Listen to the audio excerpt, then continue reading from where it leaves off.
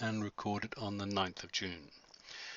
Now, out of our 4 invited Icelanders, only 2 were able to make it, but we invited a couple of extras because we knew that due to locality connections might be difficult, and indeed they were.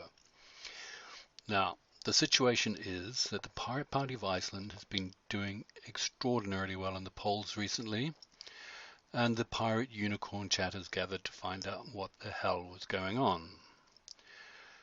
They have been consistently polling between 8 and 11% since the elections in 2013. However, the numbers started to climb in February this year and have sharply increased to the current 34.1%. This makes them the strongest party in the country, well ahead of the 2 government parties. Now, many people have been speculating over the cause. Their basic policies like transparency, direct democracy, and fighting corruption are indeed a big factor. In fact, this is in contrast, they point out, to other pirate parties who concentrate on the pirate core policies like copyright, patent reform, and other IT-related things. Now, while these are important, they say, it's not really relevant to most of the voters who are more worried about their current pay and job security. Protest voting is another factor, but there are other parties in Iceland that could also attract these protest votes. So there has to be something that the pirates are doing that's not really been identified. Previous Icelandic parties in history have had similar successes and meteoric rises in the polls, but they have quickly fallen away. And another problem is the demographic that draws a pirate vote, being a younger one to some extent, is one that tends not to vote on polling day. However, there's a recent academic study that puts the pirates as an outrider in this trend, and basically claiming that the pirates should see lasting success in the polls leading up to the elections. And not only are they getting better in their polls at the moment, their membership numbers are also rising rapidly as well, from 1,000 at the beginning of the year to 1,700, and more are applying. Now, the party is working hard to make sure that all those who wish to be active in the party have the opportunities to do so, but this is a burden for party officials who are just struggling to keep up at the moment.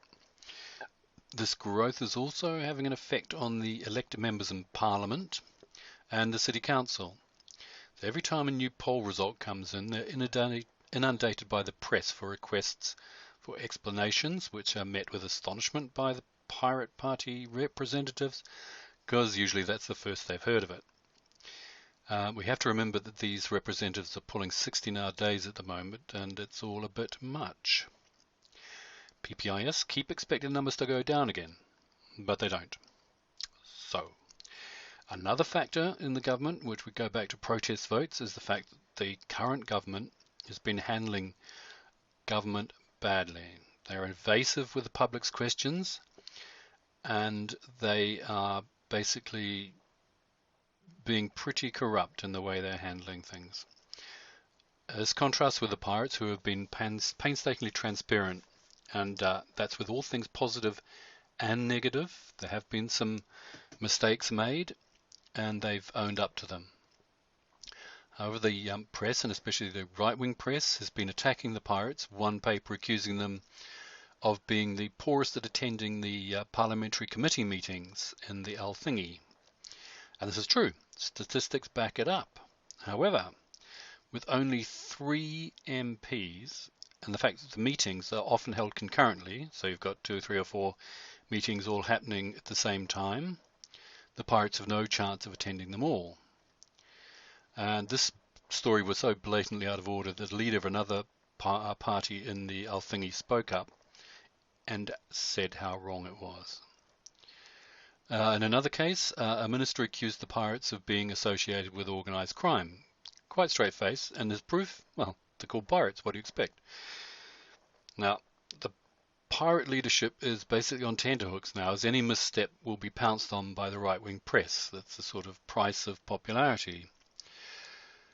There came a question from the Pirate of the Unicorn all of the Pirate Unicorn chatters, and that was, are there enough volunteers in the party to handle this extra workload?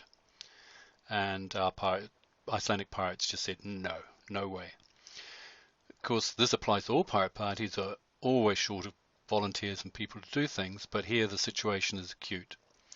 Now, it's not that there's so much of a lack of willing people in the party, but it's resources to actually get them engaged. So it's both financial and knowledge. It was announced also today, was rather surprised, there was a special meeting of Parliament, and that's to debate a bill on the easing of capital controls. We know now this passed with a resounding, almost unanimous vote. And there came the question, well, if this works and the economy improves, will the government be hoping that the populace will just forget all the shenanigans and elect them in at the next election? Our pirates pointed out that the fact their promises in the last election were so unrealistic, it's very unlikely that the voters would be getting a mass attack of selective amnesia. The government is just riding roughshod over democratic and parliamentary processes, such as the withdrawal from the accession talks to the EU without going to Parliament as they should, and the sort of basically the handing over of the resources of the country as fishing resources are being parceled out to people without any sort of recompense, so that the country itself is not benefiting from its own commons. And another thing that points this out is the fact that Prime Minister himself, his popularity is now well under 10% and falling. So what of the future for the Pirate Party of Iceland? Well, currently 3 people are doing secretarial work. That's basically by hand. And it's at a part-time basis. They also have to work full-time for their livings, and they're just not able to keep up with the work that's required. Another thing is that they're relying on donations. They don't have a party registration fee, but they're relying on donations from people who are basically under severe financial strain, and it's a bit unrealistic to expect the sort of money they need to come by that way. And by law, they can't get help from foreigners unless it's the few foreigners who live in Iceland and have been living there long enough to qualify for the right to vote. It's not only administrative work that's a problem, they need to work on policies. They've got to be able to present themselves as a credible party for government in 2 years' time. And they also have to develop processes for the new MPs. It looks like 24 at the moment. So 21 of them would be brand new and would need to be trained on how to do the new job. And they've not even yet been able to consider who they might go into coalition with. The only thing that even comes close to that is they said they will support any good idea from any party. However, they could say right now that working with either of the 2 current government parties just would not be possible, considering the damage they've done to the country up to now. Now, one thing they could do when they come into government is to push through the ratification of the famous crowdsourced Icelandic constitution, which the current government has just put on ice. It should have ratified it by now, but they just can't be bothered. It's not to their benefit. The party would put a few minor amendments in it, and they would make some changes to parliamentary procedure. That's about the rules of parliament and also some rules about the general election. I know that they were talking about lowering the threshold from 5% to 2%. Now, if the new constitution was ratified, this automatically means that there would be a recess of parliament and new elections would be called. This would also be a strain on the Pirate Party, but at least they would have had something done which the people have been waiting for a long time. Another interesting thing is there's a call from one of the government MPs for an all-woman parliament for 2 years up to 2017 to sort out the country's problems. I'm a bit cynical about this, and it looks like the government is trying to direct public attention away from what they're currently up to.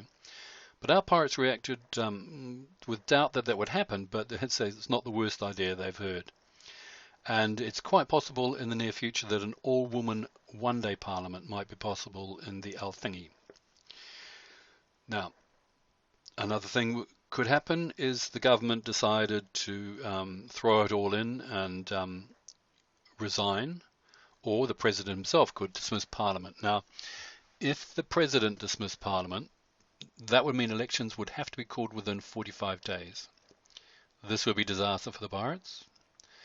On the other side, it's unlikely the government itself would resign, as one of those parties would be all but wiped out. However, if it happened, they are just totally unprepared, and they would just, as they said, panic. That said, they weren't really prepared for the last two elections they were successful in, so who knows. But definitely 2015 would not be possible. They could be ready in 2016, but they would have to be working night and day to get ready. Now, can the world help? That's the question, and we mentioned this in the last podcast. And the plan is afoot for the pirates of the world to assist PPIS by setting up a think tank, which would indeed employ some full-paid staff in Iceland. Now, these people would not be able to work directly for PPIS, but they would be able to work on policies that PPIS would need, and some other things that would be of benefit to the Icelandic pirates, like these processes, because they can be seen as a generic thing rather than just specifically to the Icelandic situation. So there would this think tank would focus on policies and philosophies that haven't really been tackled by pirates up to now. That is basically not related to information technology. Another thing is that the staff would be able to volunteer their free time for administrative work, and no doubt they could use some of the resources of the think tank without getting into trouble with the rather strict Icelandic laws. Another thing was pointed out that once in government, parties' policy development tends to slow down. Now, a think tank would ameliorate this problem, as the Pirate Party of Iceland would be facing a really new situation, and ongoing political development would be a necessary thing. Now, this means we need two streams of funding to help the Pirate Party of Iceland, and one is inside the country, and that's for the Icelanders to work out. They will need to sort out how they do that. That's up to them. But what we can do on the outside is look at how we could fund the think tank, and we rather like the idea of people subscribing a small amount each month, and this would then go to supporting the think tank and indirectly the Pirate Party of Iceland. So this means that anyone who wants to see a pirate-led government in Iceland is going to be able to contribute relatively soon.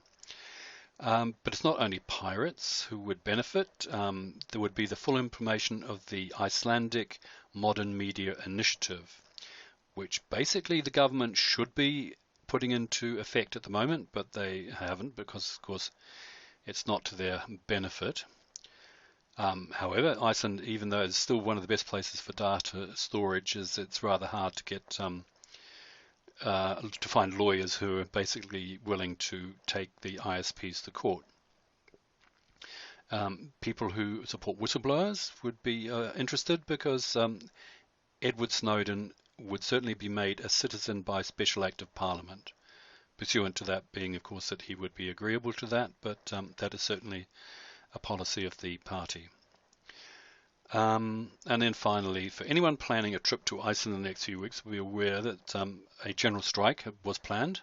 However, this seems to have dissipated, and it is not quite sure if it's just postponed or completely off the table, but everyone seems to think it will not go ahead, at least as a complete general strike. There will be some strikes happening, but basically was about the basic wage in Iceland, and that looks like it's going up. So that was the podcast for this week. We will be having an open chat on Sunday with no special guests or anything like that, so come along.